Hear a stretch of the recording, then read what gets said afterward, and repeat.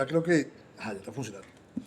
Entonces, habíamos hablado el miércoles pasado de que ese documento que aparece al principio, la genealogía, es que Mateo prueba por documento, por revisión, porque no fue que era el algo, a él le provocó poner esos nombres, sino que eso estaba documentado en las descendencias, y él simplemente le prueba a la nación, a Israel, a su pueblo, que Jesús venía en línea directa desde Abraham, pasando por David, cumpliendo la promesa, y descendiente directo, no humanamente hablando del hombre David, pero él descendía en la humanidad a través de María, y María también era descendiente por Judá del rey David, al igual que José.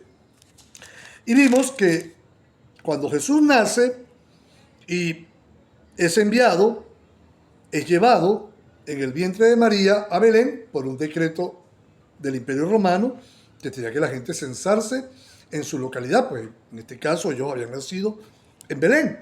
Ahí pasa. Vemos también previamente que cuando José recibe la noticia o se da cuenta o no lo explica la palabra de Dios, que María estaba embarazada, ya estaba comprometida con él, pero ese compromiso tenía dos fases. El primero, ya desposada o casada, vamos a decirlo así, no unida en el aspecto de sexualmente, vamos a hablar así, porque estamos entre adultos, pero pasado un trayecto de un año, lo dijimos, donde en ese año se esperaba cualquier tiempo para, si pasaba algo como en este caso, que María estaba embarazada y no era de José, darle, digamos, repudio. Pero José pensando, dice la palabra del Señor, porque veía en María una dignidad que no podía él menoscabarla, quería dejarla secretamente, dice la palabra, pero el Señor se le presenta a través de un ángel, le habla el ángel del Señor y le dice, recíbela. Hay una profecía ahí que ella como virgen está cumpliendo. Punto, se acabó. Revisamos un poquito lo que vimos en el capítulo 2, la visita de estos sabios del Oriente o eruditos del Oriente, astrónomos, venían siguiendo la estrella, que llaman algunos la estrella de David, pero en ningún momento la Biblia habla de una estrella de David. No habla de eso, habla de simplemente de una manifestación sobrenatural que Dios permitió que esta gente que estaba al oriente de Israel llegara. Hay otra, uno ha revisado muchas opiniones. Una de ellas es que eran judíos que vivían en ese lado de la antigua Babilonia o ese territorio al oriente de Israel.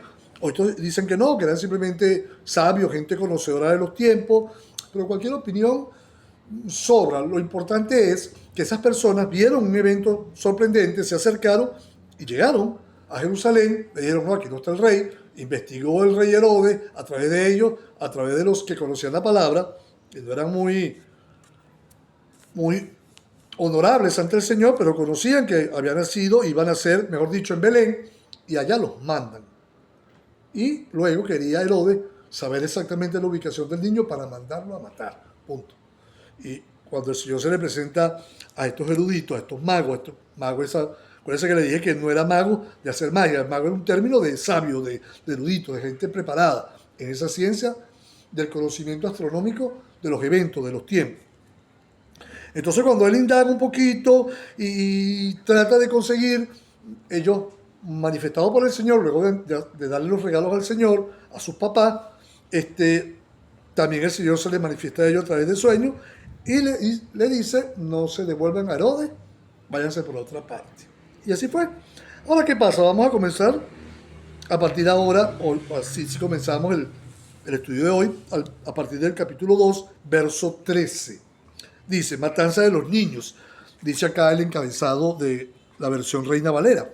Dice, después que partieron ellos, es decir, los sabios, los magos, ella que un ángel del Señor apareció en sueños a José y dijo, levántate y toma al niño y a su madre y huye a Egipto y permanece allá hasta que yo te diga, porque acontecerá que Herodes buscará al niño para matarlo. Y él, despertando, tomó de noche al niño y a su madre y se fue a Egipto y estuvo allá hasta la muerte de Herodes, para que se cumpliese lo que dijo el Señor por medio del profeta, cuando dijo, de Egipto llamé a mi hijo. Vamos a detenernos ahí en este verso. Fíjense, cuando estudiamos la palabra, nos damos cuenta que todo lo iba dirigiendo el Señor. Igual hoy, todo en nuestras vidas, cuando estamos en la voluntad del Señor, bueno o malo que nos ocurra, porque, ay no, si el Señor nos está dirigiendo, tiene que ser todo bueno. Fíjense, Pablo, Juan, usted y yo hemos pasado por momentos difíciles y sin embargo la dirección, el cuidado de Dios está ahí.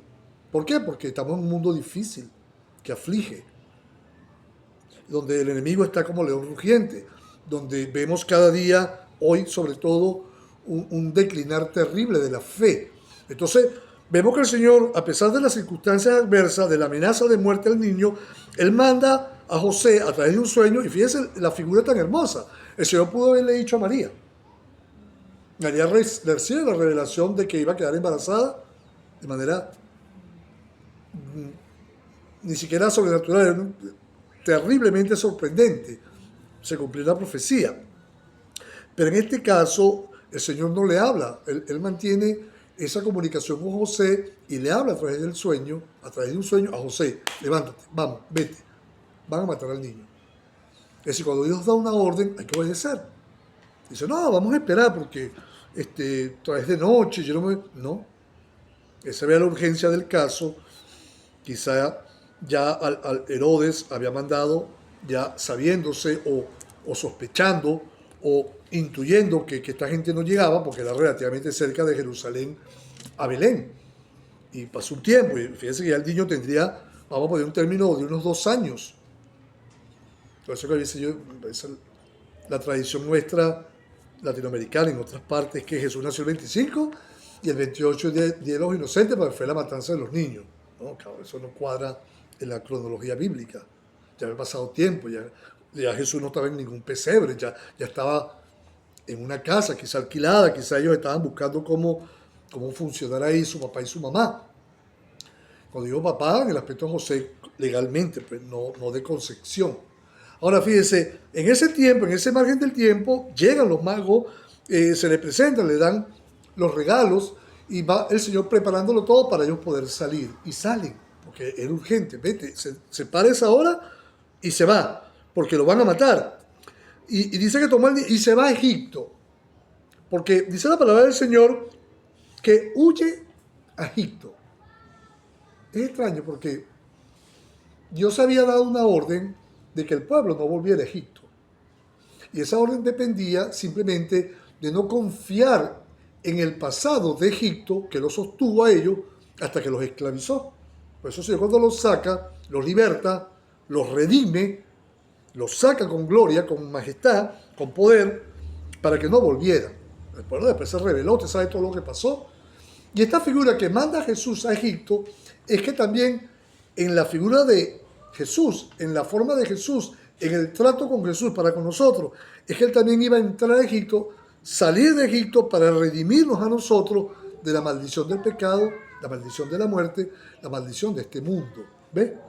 Es una hermosa forma de decir el Señor cómo también Él lo lleva a Egipto para que se cumpla la profecía de Oseas que dice: de Egipto llamé a mi hijo. Eso tiene doble cumplimiento. Israel como hijo, pero en este caso Jesucristo como el Mesías es sacado de Egipto cuando ya cumplió un tiempo. Herodes muere, ya lo vamos a ver, y regresan a su tierra. Pero vamos a seguir leyendo para que usted vea, porque se cumple esa profecía que, repito, de Egipto llamé a mi hijo. Vamos ahora al 16. Herodes entonces, cuando se vio burlado por los magos, se enojó mucho y mandó a matar a todos los niños menores de 2 años que había en Belén y en todos sus alrededores, conforme al tiempo que había inquirido de los magos. Entonces se cumplió lo que fue dicho por el profeta Jeremías cuando dijo: voz fue oída en Ramá, grande lamentación y lloro y gemido, Raquel que llora a sus hijos y no quiso ser consolada porque perecieron. Fíjense este detalle. En la vida de Jesús le ocurrieron muchos eventos, siendo él un niño, que él no le podían atribuir que él los estaba cumpliendo de manera personal. Era un niño, lo llevaban, lo traían. Y fíjense que este detalle, donde hay un odio, porque recuerden que Herodes era un rey impuesto por el Imperio Romano, no era judío, ni siquiera era israelita, era de una nación de al lado, es decir, era edomita, de Edom. Y al no ser judío, también el pueblo lo rechazaba, pero como también él, digamos, cumplía ciertas cosas, él como un monarca con mucho poder reconstruyó o redecoró el segundo templo, se trató de adaptar a las tradiciones, a las costumbres judías, pero era un hombre que no era rey real, sino impuesto. Al él escuchar que había nacido el rey de Israel, había una profecía, va, él dijo, no, me van a quitar mi coroto, los mando a matar. Así resolvían los problemas los reyes de antes, los de hoy también, por cierto. Ahora, fíjense algo, cuando este hombre se llena de odio y manda a matar, pagaron todos los niños de ese rango de edad. Y se cumple la profecía donde cuando Raquel está muriendo, llora porque sabía que al morir ella iba a quedar un desamparo del niño. En este caso de José y de Benjamín. Y llora porque cuando nace Benjamín, ella muere. ¿Se acuerdan de la historia bíblica? Y hay un dolor, hay un llanto, pero también eso se toma como profecía que iba a ocurrir ese evento, este evento, donde iba a haber una matanza. Algunos dicen que fueron pocos niños, otros dicen que fueron muchos. Lo cierto es el caso que los contornos de Israel, de Jerusalén, Belén, Ramá, siempre en esos territorios las familias eran numerosas y había buena cantidad de niños. En ese rango de unos 2 años, sí, fueron bastantes. No sabemos cuántos, pero fueron. Y suena injusto, suena injusto. Bueno, pero ¿por qué Dios no los guardó, Dios no los cuidó? Recuerden que el ser humano, usted le puede advertir, como ahora que Cristo vuelve y la gente no le para. Imagínense un profeta en ese momento diciéndole a Ramá, a Belén, mira, viene una matanza, viene. No iban a querer, ¿qué le pasa a este loco? Hasta que las cosas ocurren y la gente lo cree. Pero ya es tarde, ¿verdad? Hay una profecía y se cumple. Ahora fíjense, se fueron, vino dolor, vino muerte, Jesús los salvaguarda el Señor en Egipto, y miren lo que dice el 19. Pero después de muerto Herodes, el grande, he aquí, es decir, era un rey, el primero de esa dinastía, he aquí un ángel del Señor apareció en sueño a José en Egipto, otra vez a José, ¿verdad? Dios sigue la línea de autoridad, diciendo, levántate, toma al niño y a su madre, y vete a tierra de Israel, porque han muerto los que procuraban la muerte del niño. Entonces él se levantó y tomó al niño y a su madre, y vino a tierra de Israel. Pero oyendo que Arquelao reinaba en Judea en lugar de Herodes su padre, tuvo temor de ir allá. Pero avisado, escuché bien esta parte, pero avisado por revelación, otra vez en sueño, doble cosa, se le revela en un sueño. Escuché bien, muy bien esta parte. Se fue a la región de Galilea. Él no, se fue como él quiso. Fíjense cómo Dios muestra las cosas. Y aquí quiero resaltar algo, que José era un hombre obediente. José era un hombre dedicado a su familia. Era un hombre comprometido con la profecía. Él sabía que ese niño no era cualquier niño. Tenía que cuidarlo a costa de lo que fuera. Al saber que Arquelao, que era tan o más malo que su papá, tuvo temor de, oye, pero si su papá lo quiso matar, ¿quién quita que este hombre haya averiguado, sepa, no esté siguiendo el rastro? Y ahora, al llegar a la tierra de Judea, otra vez, este hombre nos ubique y me mate al muchacho. Y nos matan. Tuvo temor de ir a esa región. Y es humanamente comprensible el temor de un hombre que está protegiendo, no por cobardía. Simplemente José se dio cuenta el riesgo enorme que hay en situaciones extremas como llevar en sus brazos, llevar en su cuidado, en su protección a un niño que él sabía que era el Mesías. No, pero José sabía que no era cualquier niño. Y eso nos trae a nosotros hoy el cuidado que debemos tener por nuestros niños, por la oración constante por ellos. Hoy es un mundo terriblemente, voy a ponerlo en una expresión dura, difícil, pero real, inmisericordia con nuestros niños. Nuestros niños los ataca el enemigo desde niños, desde pequeñitos. Si no tuvo compasión con Jesús, nuestro Señor, siendo un niño, con nuestros niños tampoco la va a tener. Si Herodes mandó a matar a los niños, viendo a ver cuál de esos niños era el Mesías o el rey de Israel, que él quería eliminar para no ocupar a su lugar. Hoy en día vemos que nuestros niños son objeto de ataque constante, de cualquier cantidad. Dígame hoy con la facilidad que un niño tiene de abrir un teléfono, una cuestión, y ser bombardeado por mensajes abiertos, explícitos. Y espiritualmente es algo que se está moviendo. Entonces, vemos que José y nosotros como padres, como abuelos, usted como abuela, como mamá, cubrían a nuestros niños en oración. Yo me gozo cuando llego acá y los niños me saludan. ¿Por qué? Porque son hermosos, pero es una bendición muy grande y se cumple la palabra cuando el Señor los niños los recibía, los bendecía, y cuando le quisieron poder, apartar a los niños, el Señor se molestó, dejar a los niños venir a mí, porque de los tales, nosotros como ese ser niños ante el Señor, dependientes de Él, de los tales es el reino de los cielos. Entonces vemos que José cuida al niño, lo protege, tuvo temores, pero dice que el Señor por revelación en un sueño le dice, no, vete a Galilea. No era una región para un judío, para un israelita, vamos a decir, porque Galilea había una mezcla de raza, no era bien vista, pero no importa, él obedeció. ¿Amén? Obediencia. La obediencia exige siempre, más allá de las dudas, de la incertidumbre, Señor, pero yo te creo a ti. La obediencia tiene que ver con fe, te obedezco porque te creo, punto. Y él se fue. Ella se radicó. Ahora mire, no es cualquier lugar donde José llega. Entonces dice el 24, y despertando José del sueño, hizo como el ángel del Señor le había mandado y recibió, perdón, ¿dónde estoy yo por ahí? Pues, perdón, sí, es que la página pasó. Y bueno, aquí esto no cuadra. Ahora dice que cuando él se fue a la región de Galilea, 23, y vino y habitó en la ciudad que se llama Nazaret, para que se cumpliese lo que fue dicho por los profetas, que habría de ser llamado Nazareno. ¿Por qué esta cita de último? Porque en esta interpretación hay mucha mala interpretación.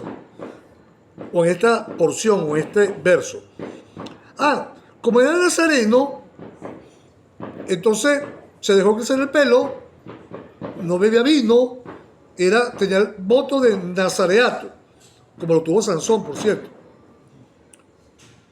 Y que era la única forma de que un hombre en el tiempo de Jesús se dejara crecer el pelo. Recuerden que bíblicamente el pelo era para las mujeres, dejárselo crecer, para los hombres no. Entonces, a nosotros en nuestra iconografía, en la pintura, ponían a Jesús con el pelo largo. ¿Por qué? Porque era nazareno. No, es un error. Lo reafirmo. Jesús no era nazareo, era de Nazaret. Y claro, como el juego de palabras se presta, fue llamado nazareno, y por eso dicen Jesús de Nazaret, pero Jesús no era de Nazaret, era de Belén. ¿Ve? Y Nazaret simplemente fue el lugar donde el Señor lo ubica para cumplir también una profecía. Nazaret o Nazaret, fíjense el término, tiene que ver con Nexer, que es un término que Isaías usa en el capítulo 11 como retoño. Eso es lo que significa ese territorio llamado Nazaret o Nazaret, porque tiene que ver con Nexer, retoño, ramita, pequeño, algo que suena como, vamos a decir, insignificante, pero tenía un enorme valor. Dice el capítulo 11 de Isaías que iba a nacer un retoño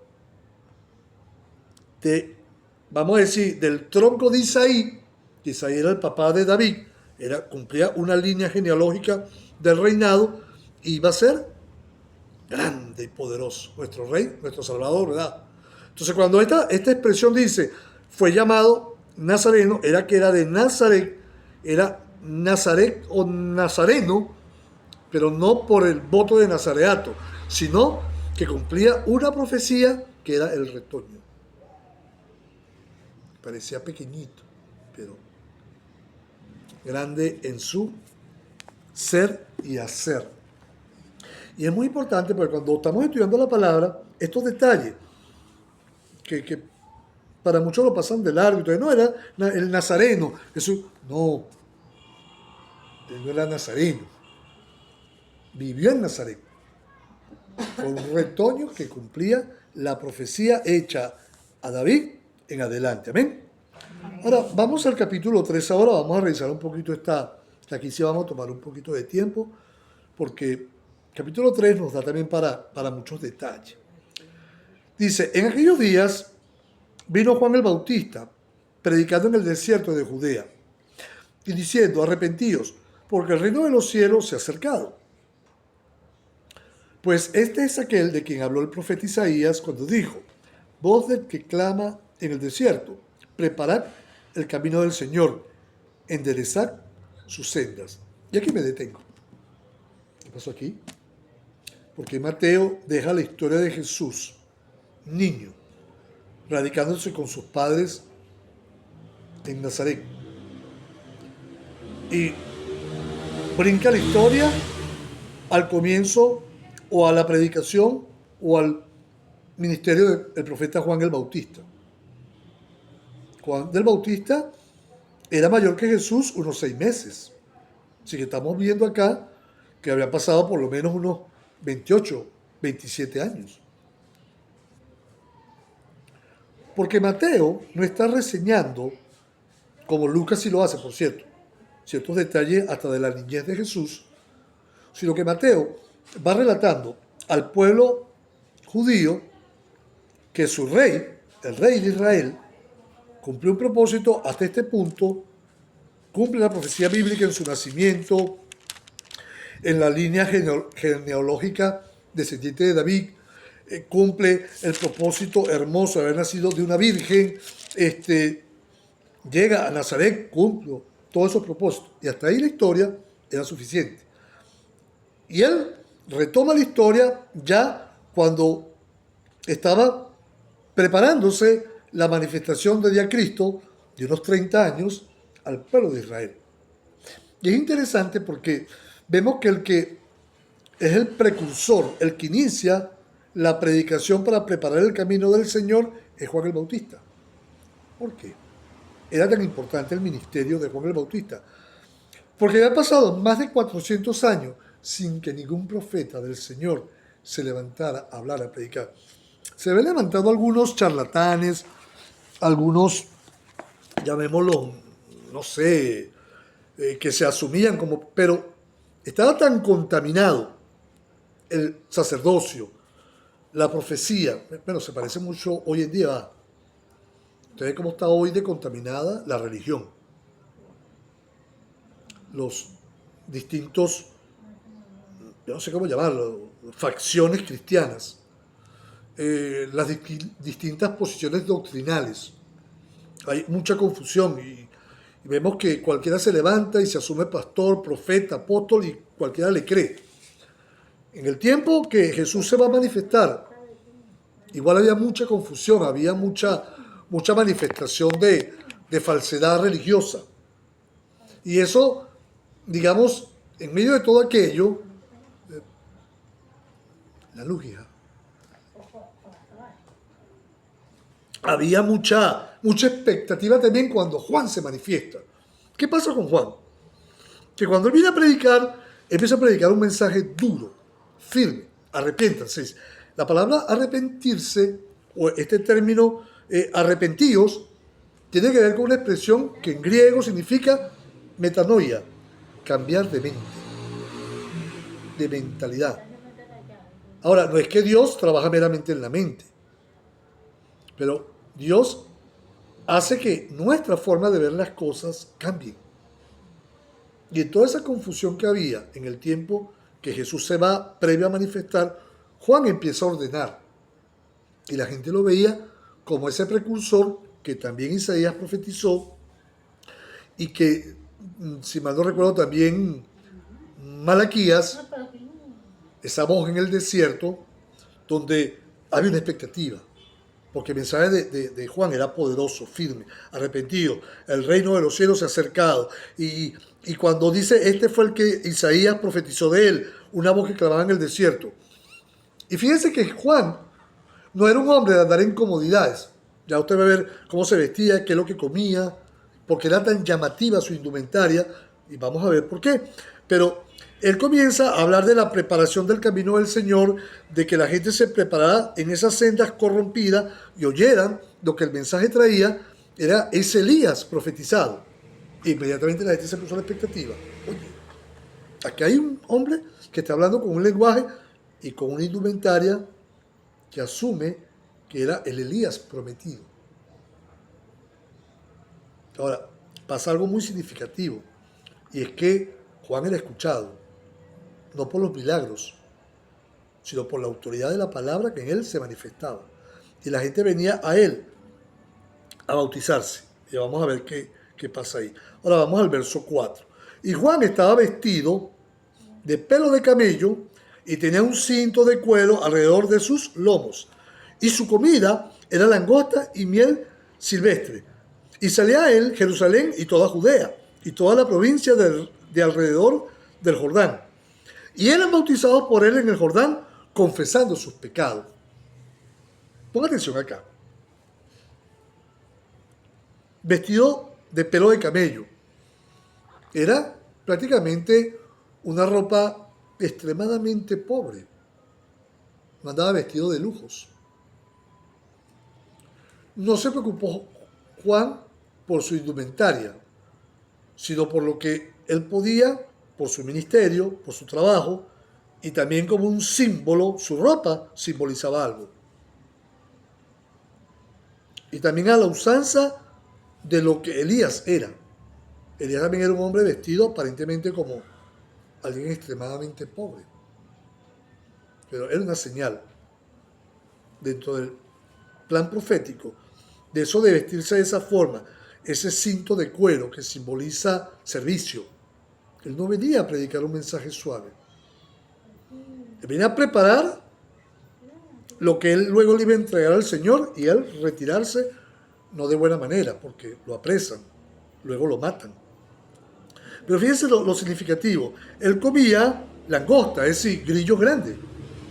Ese término langosta no es esa langosta que come la gente que es lujosa, no, era un grillo grande, pues. No era sabroso.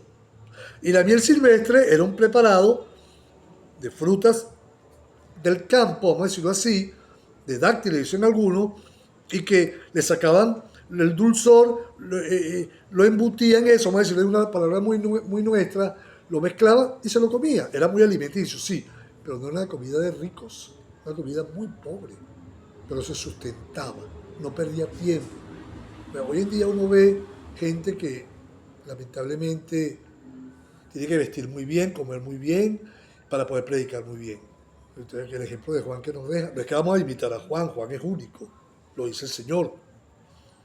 Pero ver la humildad, la sencillez de un hombre que no tuvo limitante, sino que simplemente hizo su trabajo y mostró con su apariencia, con su dignidad y con la palabra, autoridad en el Señor. Amén. Amén. Ahora fíjense que salían a él de Judea, de las provincias alrededor, y eran bautizados. Y ahora me hago una pregunta. ¿De dónde salió este término bautizado? Es decir, sumergidos en el agua del Jordán. Y fíjense que hay dos expresiones aquí muy importantes detallar. Número uno, ¿de dónde saca Juan el bautismo? Porque Jesús le pregunta luego a los que lo increpaban, lo señalaban.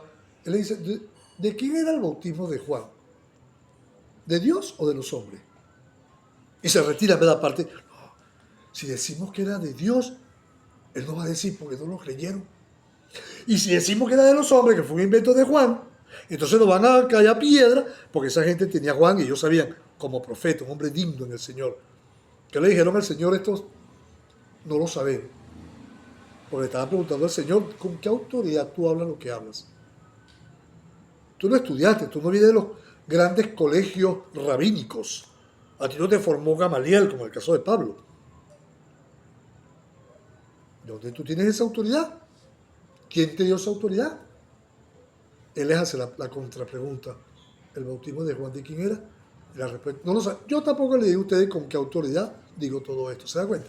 Que Jesús sí tiene en grande lo que Juan representó y lo que Juan en la Biblia representa. Y el bautizo que Juan muestra de arrepentimiento es simplemente una señal para todo Israel, para ese pueblo, para cualquiera que quisiera, porque también hasta los romanos venían a bautizarse. Otras nacionalidades. Pues significaba pureza, limpieza, arrepentimiento, y el agua lo simbolizaba. Y ahí también lo tomamos nosotros, que Jesús siguió enseñando eso. Los únicos que se podían limpiar o bautizar, vamos a decirlo ese término, o limpiar con agua, eran los sacerdotes, los levitas, cuando entraban a ministrar en el templo. Los demás no. Y entonces cumplían un ritual, se los bañaban, los limpiaban, el sumo sacerdote mostraba una purificación externa para poder ejercer dentro del templo. ¿Qué hace el Señor? Por medio de Juan, muestra que es para todos, no solamente para una, digamos, un grupo en específico, que cumplió su lugar, cumplió su propósito. De que en adelante, a través de Juan, y sobre todo en Cristo Jesús, todos podemos ser salvos, entrar al reino de los cielos, por medio de creer en Jesús y en obediencia el bautismo en agua. Y luego, lo que el Señor hace, bautizarnos con su Santo Espíritu. Amén. Amén. Entonces Juan lo que hace es aplicar algo que incluía a todos. ¿Ves? Bautizado. Y la gente lo hacía. ¿Por qué lo hacía? Porque la gente sabía que eso tenía un profundo sentido de agregarse, unirse al reino de los cielos. Pero lo dice Juan, arrepentidos, porque el reino de los cielos se ha acercado. Cambien de mentalidad, ya se cumplió un propósito, vamos entrando, él era el precursor, el que le estaba dando inicio al reino de Cristo, al reino del Rey, nuestro Rey. Entonces la gente, viendo lo inminente, creyendo, muchos también creían que Juan era el Mesías. Y yo, no, yo no lo soy, madre, tú te vas a ver que dice, no, yo no lo soy. No soy digno ni siquiera de agacharme en el suelo tirado a desatar su calzado. ¿Ve? Y él aclaró, no soy el Mesías, el que viene sí. Y fíjense que Juan, cuando bautizaba a la gente en el Jordán también tiene un profundo significado. Jordán significa, en términos hebreo, el lugar de abajo. De Jerusalén tú tienes que pasar y bajar por Jericó. Desde Jordania tú tienes que bajar para llegar al río Jordán. Y tiene un sentido muy hermoso, simbólico, que significa el que se humilla, el que llega abajo, y qué bonito es que hasta en esos detalles Dios tiene el cuidado de enseñarnos. Entonces el Jordán, que no era un río caudaloso, en ciertos momentos sí, no era un río grande, pero un río en ciertos lugares, por ejemplo donde Juan bautizaba, tenía ese hermoso simbolismo de que la gente descendía, bajaba, se humillaba a ser bautizado por Juan para entrar ellos en arrepentimiento, perdón de los pecados. Claro, te dice, no, pero todavía Cristo no había muerto, no había, pero era una forma de mostrarse de que estaban arrepentidos. Y el símbolo del bautismo de Juan luego es traspuesto en el bautismo que el Señor le enseña a la iglesia, que es en el nombre del Padre, del Hijo y del Espíritu Santo. Esa no división, sino unión perfecta de un Dios único. Amén. Amén. Y vemos que Juan lo hizo de manera, y la gente lo reconoció. Bajaba, se bautizaba, eran recibidos. Pero pasa un detalle. Y vamos a ver que al confesar su pecado, era que la gente reconocía su necesidad de ser perdonado. Vamos al 7. Al ver que muchos de los fariseos y de los saduceos venían a su bautismo, no dice que se bautizaban, venían a observar. Les decía, generación de víboras, ¿quién les enseñó a huir de la ira venidera? Haced pues frutos dignos de arrepentimiento. Y no penséis decir dentro de vosotros mismos, a Abraham tenemos por padre, porque yo les digo que Dios puede levantar hijos a Abraham aún de estas piedras. Y ya también el hacha está puesta a la raíz de los árboles. Por tanto, todo árbol que no da buen fruto es cortado y echado en el fuego. No lee esto rápido y dice, oye, fue duro, los trató mal, oye, Juan se pasó, concha, ha debido ser un poquito más diplomático, se los ha debido ganar con convencerlos, pues, con argumentos. Y esa gente, hasta el sol de hoy, mire, ellos venían era a observar, venían con un espíritu de crítica, venían a ver, a espiar, a conseguir alguna cosa para decir a la gente, no, esto es un falso. ¿Por qué? Porque los fariseos eran religiosos por excelencia, pero a usanza o con el uso de sus tradiciones. Había que Jesús les dice, ustedes quitan los mandamientos para que la gente siga sus tradiciones. Ponen pesadas cargas en la gente, pero ustedes ni con un dedito la mueven. ¿Se dan cuenta? Religioso. Y los saduceos eran los legalistas, pues no los legalistas, los que, digamos, los doctores de la ley, los abogados, pues, de hoy en día, los escribas también. Pero los saduceos tenían algo en particular, que no creían en la resurrección, no creían en ángeles, no creían en ninguna manifestación milagrosa, nada. Eran escépticos, ¿qué hacen ahí entonces, pues? Simplemente era el grupo gobernante que controlaba buena esfera, buen lugar de la religión judaica, mosaica, del judaísmo. Ellos tenían también un lugar muy importante. Y como tal, también estaban resguardando su posición. Porque la manifestación de un hombre como Juan, recuerde, al igual que Cristo, cuando ya se manifiesta, rompía los esquemas religiosos. Esto es un mundo religioso. Vea hoy lo que pasó. ¿Cuánta gente vino? Oye, yo me sorprendí. Pensaba que con todo lo que ha pasado iba a venir menos gente. No, parece que vino más gente. Yo digo, bueno, qué triste que la gente tiene deseo de Dios, quiere, pero bajo una figura que Dios no la aprueba. La idolatría es un pecado de muerte. No lo digo yo, lo dice la palabra de Dios. Y hay que seguir orando, hay que seguir clamando, pero no se puede obligar. Y este tipo de gente eran religiosos. Unos creían en ciertas manifestaciones, pero sacaban otras de la Biblia. Y otros eran los que tenían el poder legal, saduceo. La secta de Sadoc, dicen algunos. Sadoc, que fue un antiguo sacerdote o sumo sacerdote. Por eso es que ellos ponían también, jugaban mucho políticamente para ellos poner ante el Imperio Romano a quien iban a elegir para ser el sumo sacerdote. No necesariamente descendiente de la tribu de Leví, descendiente directo de Aarón, sino a conveniencias políticas. La política siempre está contaminando todo. ¿Cómo se hace? Ahora fíjense, ¿por qué Juan los acusa? Porque ellos no venían a arrepentirse, a bautizarse. Y por eso los trata con autoridad de Dios, generación de víboras. Eran rastreros. Venían a buscar a ver dónde agarraban como al Señor, ¿verdad? Cada vez le hacían preguntas capciosas, preguntas con doble sentido, a ver dónde lo agarraban, dónde. El Señor sabía que esa gente no le iba a convencer. Muchas veces nosotros caemos por el deseo de hablar a nuestra gente, es un familiar, y muchas veces nos hacen preguntas con doble, a ver qué nos sacan, a ver de dónde nos agarran. Y no tiene que ser en el Señor, inteligente, espiritualmente hablando, y decir, no, yo quiero y centrarme en lo que Cristo es para ti, nuestro Señor y Salvador. Porque ¿qué pasa? Vienen a dar la vuelta por aquí, por allá, y entonces para ver qué nos sacan para ver si les complacemos en su posición religiosa, o en su posición pecaminosa, o en su posición doctrinal, y no es una posición mía o suya, es lo que dice la palabra de Dios, ¿verdad? Entonces cuando Juan sabía que eran unos pícaros, los trata duramente. Ay, ni a Cristo vamos a jugar, ¿verdad? En este caso tampoco a Juan. Él sabía los motivos y lo hizo con autoridad. Ah, que no, yo puedo llegar hoy y mira, no, cuidado, eso no me lo autoriza la palabra de Dios.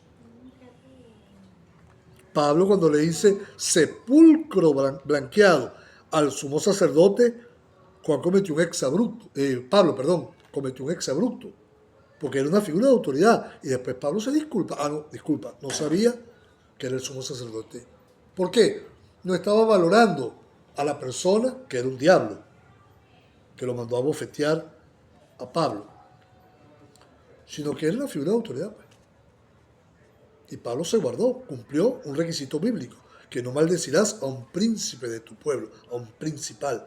Y aunque era un diablo, es como usted, no, yo no respeto a ningún policía porque todos son corruptos. No, no todos son corruptos, pero tiene una indumentaria que yo tengo que respetar. Ah, que me vine, como dicen en el argot, vamos a hablar, yo no voy a pagar ese tema multado, a ver, haga lo que usted considere. Pero participar de eso no lo vamos a hacer, ¿eh? Pero usted respeta la figura, aunque la persona esté corrompida. Eso es lo que... Y en este caso, Juan sabía que estaban muy corrompidos, venían era, no y le dice algo, huyan de la ira venidera. Para hoy, ¿qué sería? Viene una ira de Dios para este mundo. Para esa generación viene una ira. Después que ellos matan al Señor, lo mandan a la crucifixión. El Señor le había advertido que un tiempo después Jerusalén iba a ser barrida, y ocurrió. No quedó piedra sobre piedra. El ejército romano destruyó la ciudad y hubo muerte, sangre y destrucción a esta generación. Una ira de Dios porque rechazaron a su Mesías. Hoy todavía lo rechazan. Y para ese pueblo allá viene un juicio. Ahora dice, haced frutos pues, frutos dignos de arrepentimiento. Y no piensen decir dentro de ustedes mismos, a Abraham tenemos por padre. Sí, ellos creían que era por herencia. Es como que mis hijos sean salvos porque su papá es cristiano y cree en el Señor. Personalísimo. Esto no es hereditario. La salvación no se hereda, se asume.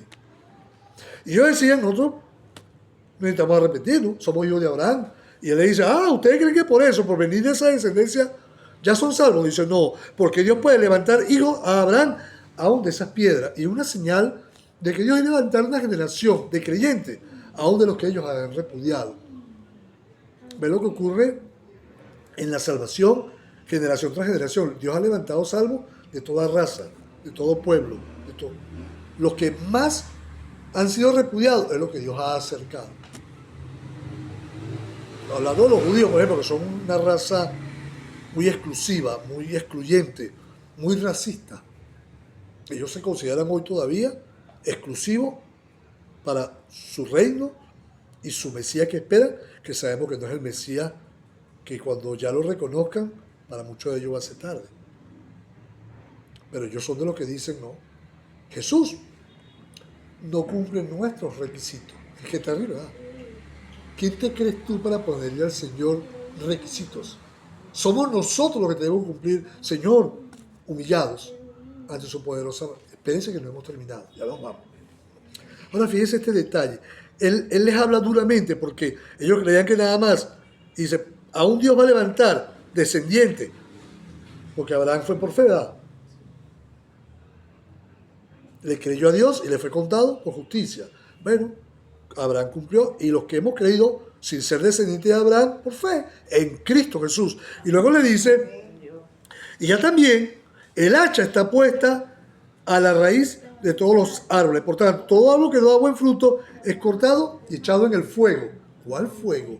¿Cuál hacha? ¿Cuál corte? Punto. Mire, esto suena duro, pero cuando Dios le da oportunidad a la gente y no, ¿qué hacer? Si Dios está obligado a perdonar a todo el mundo, a pesar que el mundo esté y la gente esté en el pecado y le habla, y hay un momento donde Dios da oportunidades, pero llega un momento donde Dios cierra la puerta. Para esa nación, para ese pueblo, para esa generación, y aún hoy, y sobre todo hoy, que hemos ido a tiempos finales, el hacha está puesta para cortar árbol que no... ¿Cuál es el fruto que el Señor demanda?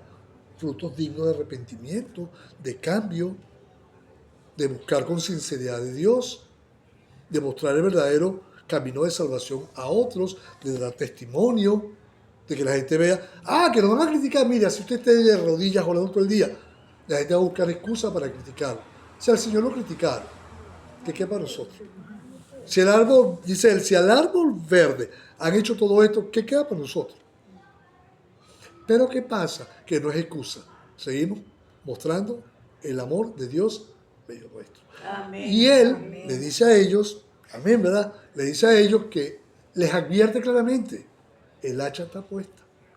Dura advertencia para esa generación, para esa gente religiosa, que unos 30 y tantos años después se cumplió cuando Roma invadió Jerusalén, Israel, y acabó con todo. Dios está advirtiendo a esta humanidad. Hay un muy firme, muy seguro, muy inminente juicio de Dios para esta humanidad. Y lo estamos viendo. Yo le decía a mi sobrino, porque está en Estados Unidos. Ellos se fueron para allá, pero muchos se fueron mucho antes de estos problemas, mucho antes. Y bueno, ya se radicaron, vamos a decir que estuvieron bien hasta ahora. Ya. Llegaron este hombre, y ellos están legalmente allá, no están ilegales. Pero ese es el problema que están sufriendo allá los latinos, y sobre todo los venezolanos. Y mantenemos esa comunicación. Y él me decía, tío, la preocupación que ellos tienen, pues, ¿cómo están ustedes allá, tío? ¿Cómo está mi tía? ¿Cómo están los muchachos? Estamos bien, ¿verdad? Con la preocupación y la situación que estamos viviendo, pero tranquilos, confiando en eso. Igual ellos allá, preocupados, hay angustia, la situación allá tampoco es que esté como... Hijo, el mundo está así, hijo, hay convulsión en todas partes, Cristo vuelve, pero sí, tío, estamos conscientes. Y hay que agarrarse al Señor, hay que buscar al Señor, hable a sus otros hermanos, y ahí pues, esa parte, porque el hacha está puesta. El hacha está puesta. Y lo terrible es que ser echado en el fuego, usted sabe lo que significa ese fuego. Yo soy malo, no, Dios no manda al infierno a nadie, no es que Dios no manda, es la gente que renuncia a la salvación y Dios es justo. No quiso. Ahora vamos a esta parte que es muy importante para ir terminando con respecto al bautismo de Jesús o el bautizo de Jesús. Ahora, él le dice a ellos, yo a la verdad, a este grupito que era terriblemente religioso, falso, venían a buscar cómo meterse y criticar, él le dice a ellos, pero también le dice al resto del pueblo que estaba escuchando, yo a la verdad les bautizo en agua para arrepentimiento. Es una figura, pues es una forma de hablarle a ellos que era un requisito simbólico. Pero él dice, pero el que viene detrás de mí, cuyo calzado yo no soy digno de llevar, aquí dice llevar, es decir, desatar, es decir, yo no cumplo los requisitos para siquiera, si no me meto en su calzado, porque como Salvador, que iba a la cruz, solo Jesús va, y lo hizo, cuando lo podía hacer, Jesús sí. No soy digno de llevar, es más poderoso que yo, habla de poder, si tiene poder y autoridad en la palabra, pero Jesús es la palabra. Él os bautizará en Espíritu Santo y fuego. Ya va. ¿Qué tiene más importancia? ¿Bautismo en agua o el bautismo en Espíritu Santo y fuego? O no es tanto la importancia, sino la secuencia. Pero es importante el bautismo en agua, importante, no es una señal de obediencia. Pero el bautismo en el Espíritu Santo y fuego. ¿Qué hace el Espíritu Santo cuando viene a nuestras vidas? Limpiarnos. El fuego purifica. La presencia de Dios en nuestra vida muestra para poder dar frutos dignos de arrepentimiento. Por eso usted ve hoy en día la crisis cristiana que hay, donde la gente dice de boca para afuera que es cristiana, pero por su fruto uno dice no. Por su fruto. Y no es que estemos juzgando, cuidado. Pero hoy la generación de cristianos deja mucho que pensar. Y no es porque se vistan o no se vistan de tal o cual forma, porque usted puede ver a un cristiano pero por dentro. Pero cuando habla de el que va a bautizar con el Espíritu Santo y fuego, es que la presencia de Dios iba a estar en medio de su pueblo, dentro de nosotros, limpiándonos, purificándonos, encendido el corazón en amor por Él. Porque muchos se apartan del Señor, pero no quieren la presencia del Espíritu Santo, huyen de la presencia del Espíritu Santo. Solamente el Espíritu Santo es para alegrarse un poco y creer que sienten algo y hablan 3 lenguas, y gloria a Dios por hablar en lenguas. Eso está en la Biblia y lo hacemos y gloria a Dios. Pero es que va más allá, que el Espíritu Santo purifica, fortalece, le da sentido a nuestra vida como cristianos, como cristianas, hermanas. Y nos damos cuenta que cuando Él dice eso, que va a limpiar, y habla de un aventador, es decir, algo que va a limpiar, es decir, algo que va a lanzar, y su aventador está en su mano, Cristo, está hablando de Cristo aquí, ¿verdad? Limpiará su era, es decir, limpiará su lugar, lo que le pertenece al Señor, y recogerá su trigo en el granero, es decir, lo que son de Él, en su redil, y quemará la paja, la cizaña, en fuego que nunca se apagará. Vuelve a repetir fuego. Por tercera vez habla del fuego que purifica, pero 2 veces habló anteriormente de un fuego del que es cortado. ¿Qué fuego es ese? Es terrible, ¿verdad? A veces uno no quisiera nombrarlo, pero el infierno es real. Y Jesús habló del infierno. Nos enseña para huir de él, para apartarnos de él, para ser guardados en Cristo, para estar con él para siempre. Y nos advierte que es un lugar real. De muchos años para acá se evita hablar del infierno. No le meta miedo a la gente con eso. Hable puro de... No hable de pecado. Deje que la gente resuelva eso. No hay que hablar de lo que dice la palabra. Sin decirle a la gente, mira, hijo del diablo, pecador. No. Dios convence. La palabra dice que el Espíritu Santo nos convence de pecado, de juicio y de justicia. Es el Espíritu Santo que mora en medio nuestro por la palabra. Es la palabra. Yo no puedo obligar, ni usted ni yo podemos obligar a alguien que crea. Pero la palabra de Dios, ¡epa! Ya nos vamos. ¿Por qué estás apurada? Reymar, ya nos vamos. ¿Tienes sueño, mami? ¿Ah? ¿Por qué está peleando con su mamá? Ya estamos terminando, mami. Dame unos minutos más. ¿Amén? ¿Sí?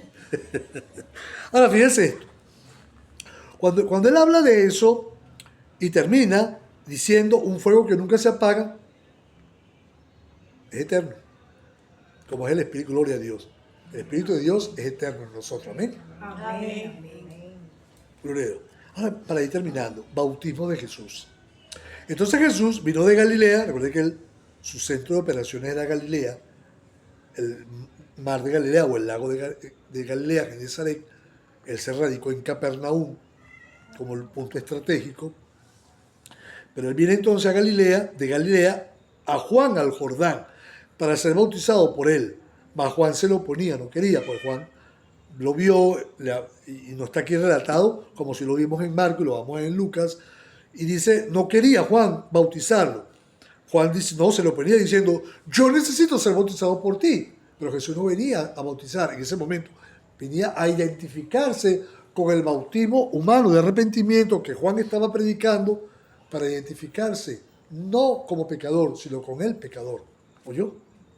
Y es lo lindo del Señor, identificarse en su naturaleza humana, no siendo el pecador, ¿verdad? Nunca lo fue, sino identificarse. Si Él lo hizo y obedeció un mandato dado a Juan, ¿cuánto más nosotros?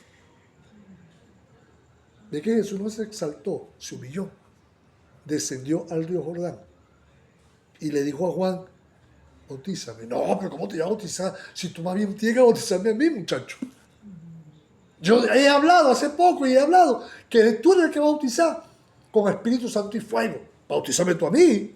Yo, no. ¿Qué le dice el Señor?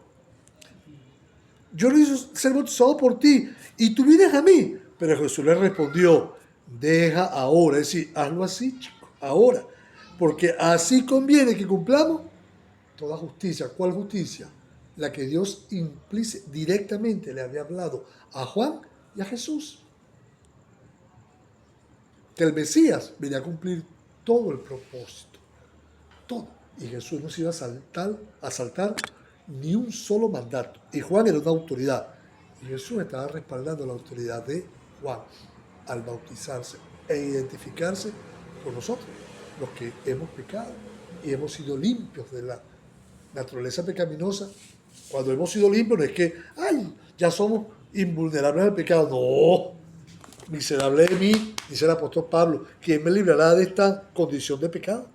Le damos gracias al Señor que Él nos dio el ser limpio, libre del pecado. Amén. Y Juan, que estaba bautizando, y la figura del bautismo para arrepentimiento, tú no necesitas bautizarte, Señor, tú eres sin pecado. No, no. Deja que todo se haga justamente. Cumplamos todo lo que Dios ordenó con justicia. Conviene que así lo hagamos.